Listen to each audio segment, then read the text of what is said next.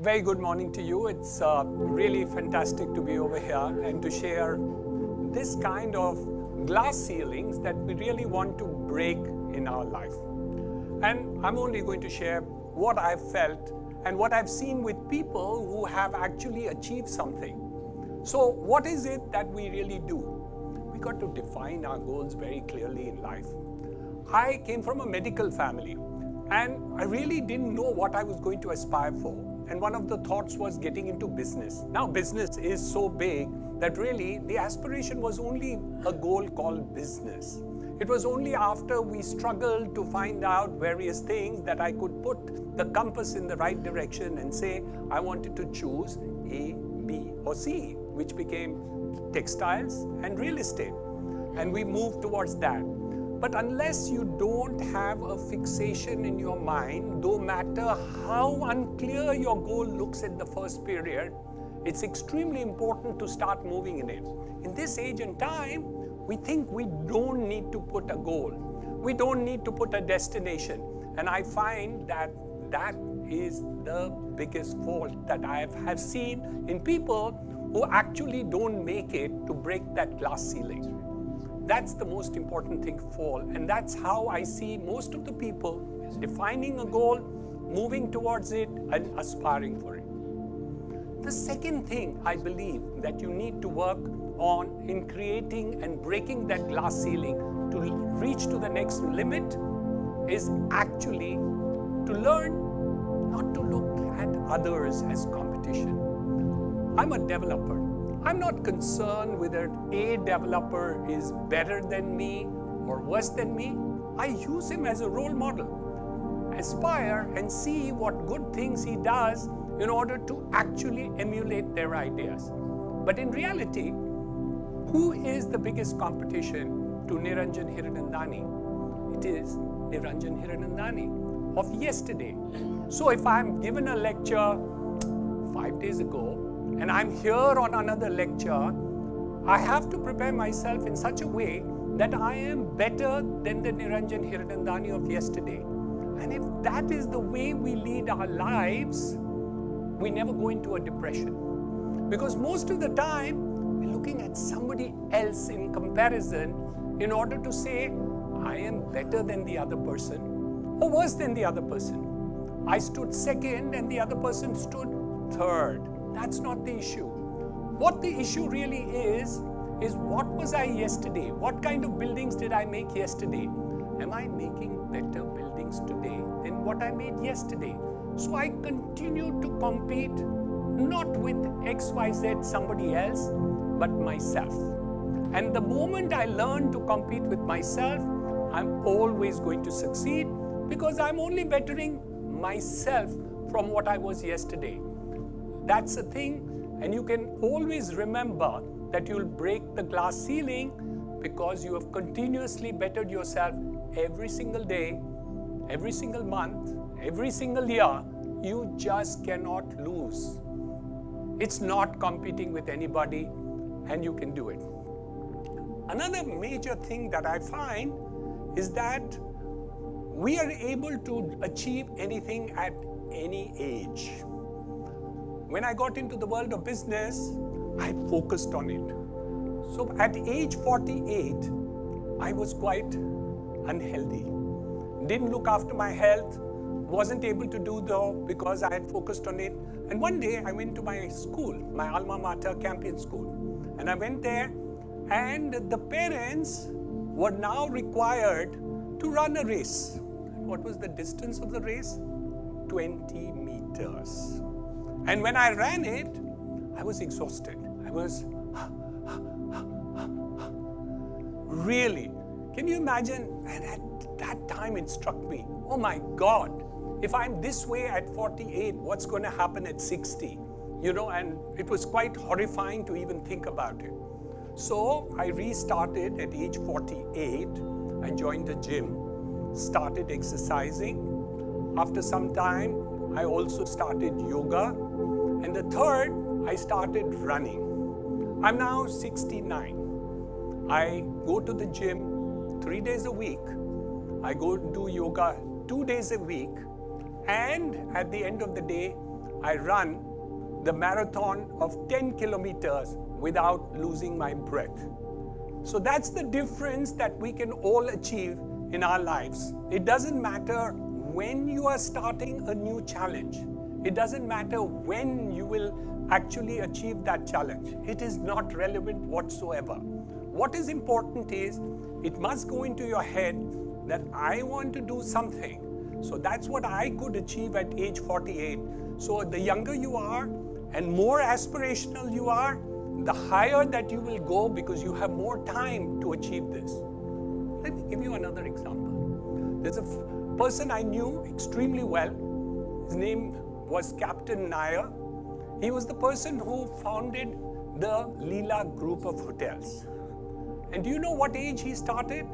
He started at the age of 62. And he put up the first hotel at age 65. After that, he put up 7 greatest hotels in the entire world, luxury hotels. But everything that he started in terms of the hotel business for him was age 62 when he began. That's what life is all about. It doesn't matter where you are today. He was a captain in the army, he left that, he got into textiles, he did many things, he changed, all these aspiration moves are there. So no matter how young you are, no matter how old you are, it's not really relevant whatsoever. It's only to get it in your mind, that's my aspiration goal, this is what I want to do, and that's how we go about it. But,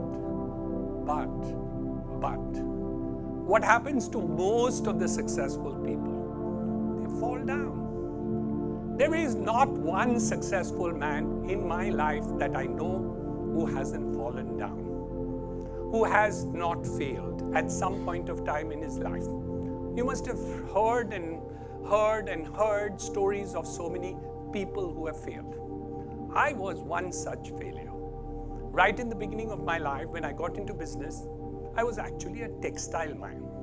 I got into power looms and we set up a small industrial estate, a power loom shed in a suburb of Mumbai at Chandivali and Charkop, and we set up this unit.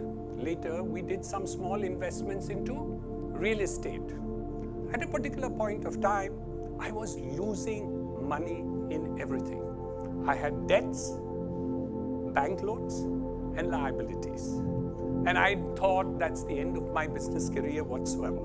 And I had to decide which business to give up. And I thought I would have to give up both. Anyway, we sold our textile unit and went on to real estate. And I really didn't know whether I would succeed because even that time I was failure. And we started into real estate and got onto it with full vigor. Today, after 35 years, I am extremely successful into the business.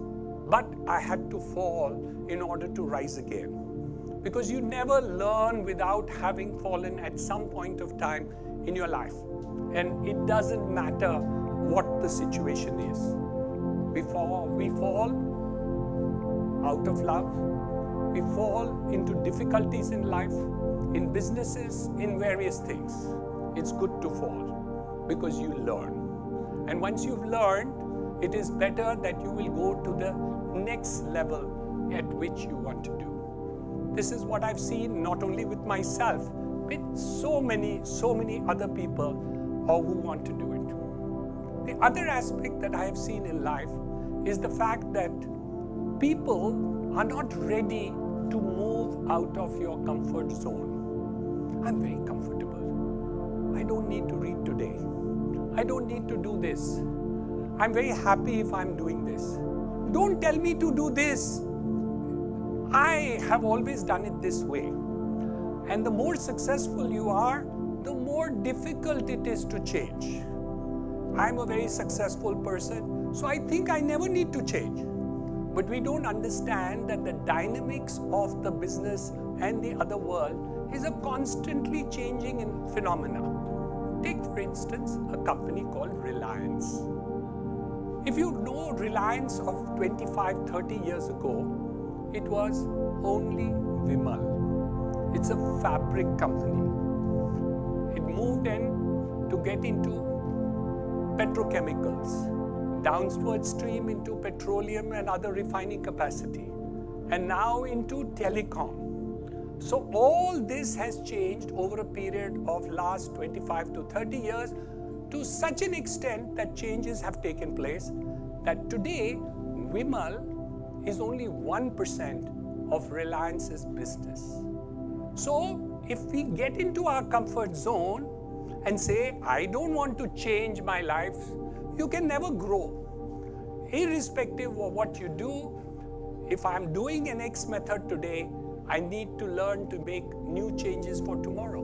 Because the environment is constantly changing. The economies are certainly changing. There was a time in India before 1991 when we only had the Ambassador and the Fiat car. They were assured by the government that there would be a protected industry for these two factories because they were there historically into India. And new cars came about. And those two companies refused to change their technology, refused to make new ideas of change to happen. So what happened at the end of the day? The two companies went into bankruptcy and had to close down. So that's extremely important to do. So my young friends, it's very, very, very simple. That the moment we move into life and we make changes quickly in order to see the new environment, learn from people who do it. The other aspect that I have seen people to do is you don't need to copy people, but you need to have role models of people. When I, as a developer, look all over the world, I don't copy-paste the design of other people. We don't really say, oh, he's done this way building, so I will do this building. But the good developers, the good architects, the good designers are my role models. I look up to them. I emulate this example. I see how I can be better and what I can do constantly better. So what is it that makes my projects successful? Every building that I have constructed today has to be better than what I had constructed yesterday. So it doesn't matter what I have constructed yesterday, whether that was good, okay, great, or fantastic. Because today, I have to be better than whatever it was yesterday. And the moment I make that into a habit of constantly improving myself, I can only become better in all my life. So, whatever you have seen me of yesterday, my effort is, can I be 1% better? Can I be 10% better? Can I be a little better? And the day you learn to be a little better today than I was yesterday, you can never, ever lose. And you don't have to look at other people for approbation. Because people may like you, they may love you, they may hate you, they may criticize you. They will definitely, the more successful you are, the more critiques that you have, to such an extent that it is impossible. I want to share with you a secret for students, and a secret called happiness. There was a student who went to a holiday resort with his cousins and all. They belonged to a middle-class family. So they went to Mahabaleshwar, took a small place, 5, 6 cousins, went and had a good month of holiday there, went for swimming, went for horse riding, went for bicycling, went for everything, and came back and posted on Facebook and Instagram all the photographs which were put up. So what happened? They were very happy, made their parents promise, next year you will take us again to Mahabaleshwar, because we had a fantastic time. Their other friends who were staying nearby also came to play with them. They come back to Mumbai, go back to school, and another boy, he was taken by his parents to a place called Switzerland. Okay, so he was bored. Every evening, everything shuts down by 6 o'clock. He had no other friends with him. They saw Mount Titlis, and all the lovely places there, but he was bored like hell. But he comes back to school and he tells the other friend, "Oh my God, where you went to Malaysia? You know, I went by business class to Switzerland, and I went to Lake Zurich, and I went to the Mount so-and-so." And this child, who was delighted and happy, suddenly became depressed. Cried and cried, went home in the evening, lands up at home and tells the parents, "Next year, I want to go to Switzerland. I want you to take us to Switzerland, and you will take us by business class because somebody else is there." So what really happens? The person who had actually a wonderful time got mentally upset. Not because the other boy was having a great time in Switzerland, but because he put it in the mind of this. This is true for life, the whole life of ours. If we look to other people for approbation all the time, with external people complimenting you, or because of those compliments that you need, you are not going to be successful. You have to learn that you should have that internal feeling of joy of what you have done, what you have lived for, and what you're doing. So whether you're in school, whether you're in college, whether you're in love or out of it, whether you're living life in business or otherwise, if you learn to internalize all these things and get that confidence yourself, which you can, if you better yourself every single day of your life, you can never lose. You can hit the ceiling and cross it. I did, and I want you to also do it. Thank you very much.